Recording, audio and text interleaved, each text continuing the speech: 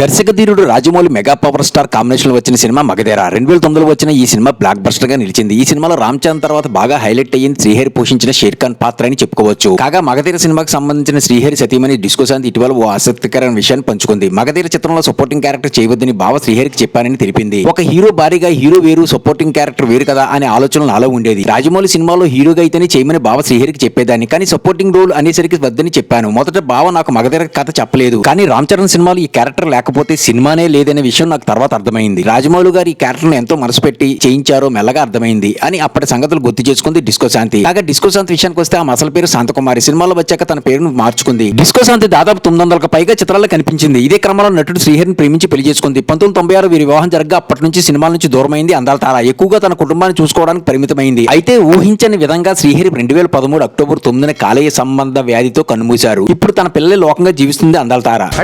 like subscribe